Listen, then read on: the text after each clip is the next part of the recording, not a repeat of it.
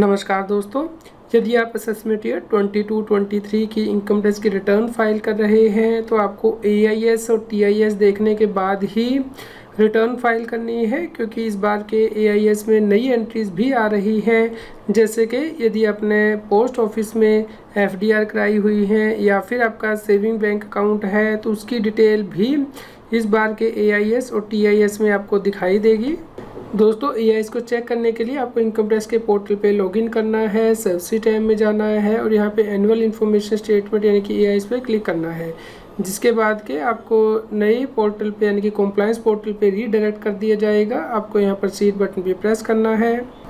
उसके बाद आपको यहाँ पे कॉम्प्लायंस पोर्टल पे ही डायरेक्ट किया जाएगा, तो यहाँ पे आपको AIS पे प्रेस करना है। तो दोस्तों, यहाँ पे आप फाइनेंशियल ईयर चूज कर सकते हैं और यहाँ पे टैक्स टू इन्फॉर्मेशन समरी देख सकते हैं, यानी कि जो इन्फॉर्मेशन इनकम टैक्स डिपार्टमेंट के पास है फाइनेंशियल ईयर 21-22 में आपने जो ट्रांजेक्शन्स की हैं उसकी डिटेल यहाँ पे होती है। और इसकी जो डिटेल है TIS की वो एनुअल इन्फॉर्मेशन स्टेटमेंट में आपको यहाँ पे मिल जाएगी।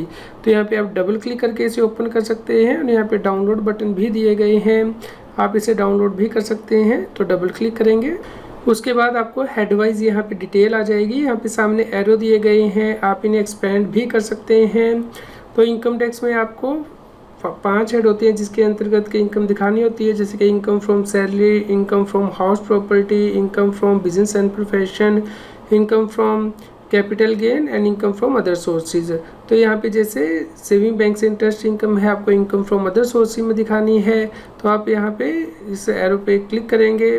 तो इस प्रकार दोस्तों देखिए, यहाँ पे इनकम जो है एक्सपेंड हो गई है। यहाँ पे जो पोस्ट ऑफिस में आपने जो है कोई FDR कराई हुई है या फिर आपका सेविंग बैंक से इंटरेस्ट इनकम है, तो वो यहाँ पे सेविंग बैंक के इंटरेस्ट के अंतर्गत आपको ये इंटरेस्ट इनकम दिखाई देगी।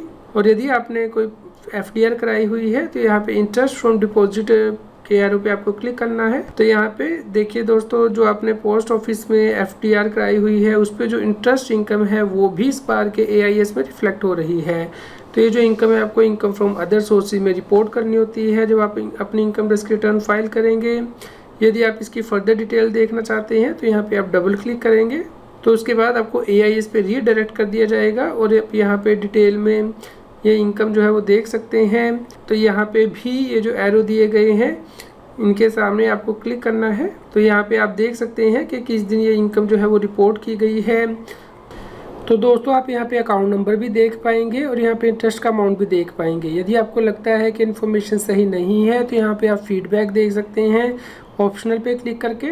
दोस्तों, यहाँ पे आपको ध्यान रखना है कि यदि किसी इनकम पे आपका TDS या TCS कटा है तो वो आप अपने 26AS फॉर्म में चेक कर सकते हैं। इनकम टैक्स की वेबसाइट पे लॉगिन करके E-फाइल में जाके इनकम टैक्स रिटर्न पे जाके और यहाँ पे व्यू फॉर्म 26AS पे क्लिक करके, जिसके बाद कि आपको नई साइट पे रीडायरेक्ट कर दिया जाता है। वहाँ पे आप असेसमेंट ईयर 22-23 का 26AS दे सकते हैं।